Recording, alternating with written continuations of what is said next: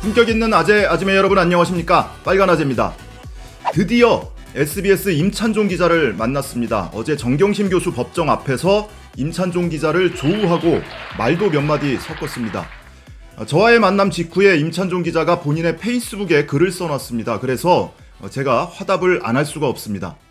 먼저 그동안 어떤 일이 있었는지 전혀 모르는 분도 계실 거고요. 그리고 이전에 영상으로 뭔가 얘기를 들은 것 같기는 한데 가물가물해져서 기억이 없는 분도 계실 겁니다. 그래서 이전에 어떤 일이 있었는지 이해를 하실 수 있도록 제 영상 하단에 설명란과 고정 댓글에도 링크를 몇 개 걸어드리겠습니다. 그 영상을 차례대로 보시면 아, 저런 일이 이전에 있었구나라고 소상히 이해하실 수 있을 겁니다.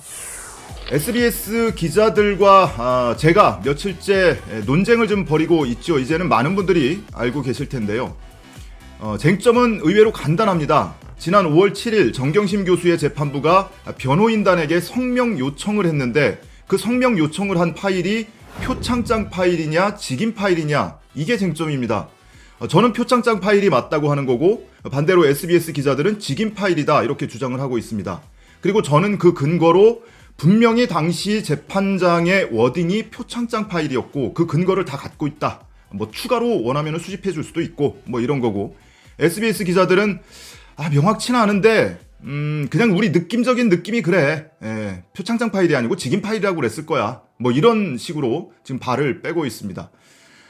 그런데 이 사안의 발단은 5월 22일 박원경 기자의 취재 파일에서 시작이 됩니다. 박원경 기자가 SBS 웹페이지에 취재 파일 보도 형식을 빌려서 당시 재판장은 분명히 직인 파일이라고 그랬어. 그런데 저 일개 유튜버가 남의 방송에 나가서 표창장 파일이라고 허위 사실로 왜곡하고 있는 거야. 이런 주장을 폈습니다. 그래서 제가 반박 영상을 올렸죠. 뒤늦게 그 취재 파일을 확인을 하고 무슨 소리야, 재판장은 표창장 파일이라고 했어. 니네가 잘못 알고 있는 거야 라고 제가 지적을 했습니다. 그랬더니 이번에는 SBS 임찬종 기자, 무려 SBS 기자협회장이 참전을 합니다. 본인의 페이스북을 통해서 야, 저거 일개 유튜버가 모자란 놈이 헛소리하고 있다. 실제 따지고 보면 당시 재판장의 워딩은 정확히 알 수는 없어. 근데 우리 느낌상 직인 파일이 맞아. 더더군다나 나중에 다른 판사가 직인 파일을 언급했잖아. 뭐 이러면서 엉뚱한 소리를 합니다. 그래서 제가 다시 한번 영상을 올렸습니다. 오케이, 받고 레이스. 그럼 너까지 참전을 했으니까 니네 둘 다 직을 걸어라. 나는 업을 걸게. 그리고 누구 말이 맞는지 한번 팩트체크를 하고 대중한테 검증을 받아보자 이렇게 제안을 했습니다. 그랬더니 이 영상 올라가기 직전에 박원경 기자가 또 하나의 취재 파일 글을 올렸고요. 그 영상 올라가고 직후에 임찬종 기자가 페이스북에 또 하나의 글을 올렸습니다. 박원경 기자는 굉장히 자세가 많이 바뀌었어요. 그전에는 유튜버 이러더니 두 번째 취재 파일에서는 유튜버님, 빨간 아재님 이러면서 막 극존칭을 쓰고요. 근데 뭐 태세 전환은 했는데 글의 요지는 바뀐 게 없습니다. 그냥 우리 느낌적인 느낌상 재판장이 직인 파일이라고 한 것 같아. 그렇기 때문에 표창장 파일은 아니야. 뭐 도대체 무슨 얘기인지 알아들을 수가 없어요. 뭐 이런 글을 올렸는데 임찬종 기자도 본인의 페이스북 글을 통해서 가짜는 유튜버 주제에 헛소리하고 있는 거다. 메롱 이러면서 흐흐 해놓고 글을 마감을 했습니다. 제가 다시 한번 세 번째 영상을 올리죠. 사과해라. 직을 못 걸겠으면 사과라도 해라. 사과는 나뿐만이 아니고 니네가 최초에 비난을 했던 함께 YTN에서 방송을 했던 양지열 변호사 그리고 앵커인 변상욱 기자께도 사과를 해라. 지금 보신 영상은 지난 6월 9일 방송 중 일부입니다. 축약본을 여러분께 잠시 보여드렸는데요. 이 즈음에 임찬종 기자는 갑자기 무건수행에 들어갔습니다. 이 사건과 관련해서 일체의 언급을 하지 않았고요. 박원경 기자는 갑자기 출입처가 바뀌었습니다. 이 사건이 진행되는 과정에서 제가 임찬종 기자와 박원경 기자에게 세 가지를 제안했습니다. 첫 번째, 일안입니다. 지금 팩트를 가지고 다투고 있으니 누구 말이 맞는지 사실관계를 확인해서 검증을 받자. 너희들은 직을 걸어라. 나는 업을 걸 테니. 자, 두 번째, 그게 싫으면 사과라도 해라.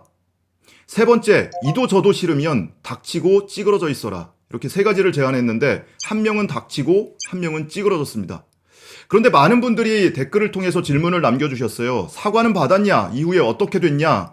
계속 궁금해하셔서 어제 조우를 한 김에 사과라도 받아볼 요량으로 제가 말을 걸었습니다. 당시 상황을 임찬종 기자의 시각으로 여러분께 보여드리겠습니다. 임찬종 기자의 페이스북 글을 보여드릴 텐데 이 글을 직접 찾아보겠다고 임찬종 기자 페이스북을 찾아가시는 분들이 계실 수 있어요. 그런데 웬만한 분들은 차단이 돼 있을 겁니다. 본인에 대해서 조금이라도 비판적인 글을 쓰거나 견해를 달리하는 사람이라면 여지없이 차단시켜버립니다. 저도 일찌감치 이 사건 이전에 이미 차단이 돼 있었어요. 자, 한번 보시죠. 왜 반말로 시비를 거십니까? 라고 시작을 합니다. 조금 전에 빨간 아재를 만났는데 임찬종 씨 나 알죠? 이야기 좀 합시다 라고 해서 거부를 했다. 글을 다 써드렸는데 못 알아들으시는 것 같아서 드릴 말씀이 없다고 정중하게 이야기했다. 존댓말로. 정중했다고요?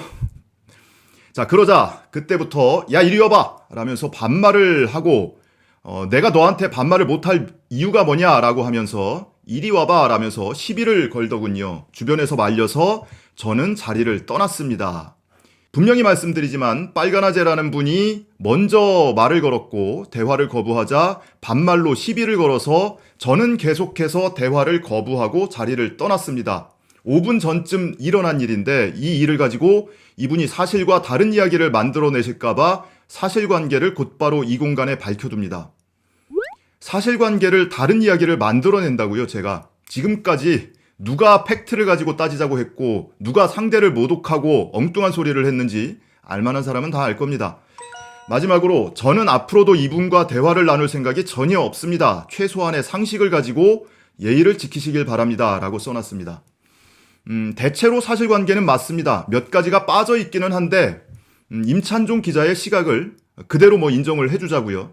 제가 반말한 것도 사실이에요. 품격을 지키더라도 상대가 품격을 지킬 만한 가치가 있는 사람인지 봐가면서 지켜야지 아무한테나 이렇게 품격을 지키면 실제로 진짜로 품격 있는 분들이 서운해하시지 않겠습니까? 굳이 추가하자면 나하고 얘기 좀 합시다. 나한테 할 말 없냐? 이렇게 물어봤습니다. 물론 처음에는 존댓말로 했죠. 제가 처음부터 반말을 했겠습니까? 그랬더니 임찬종 기자가 당황을 하면서 이렇게 꽁무니를 뺀 겁니다. 당시 상황은 법정 앞이었어요. 매우 좁은 공간이었습니다. 그 자리에서 10여 명의 젊은 기자들이 함께 이 상황을 지켜보고 있었습니다. 임찬종 기자한테는 적어도 한 10년은 후배뻘인 기자들이 지켜보고 있었고요. 몇몇 일반 방청객도 이 상황을 실시간으로 직관을 하고 있었습니다.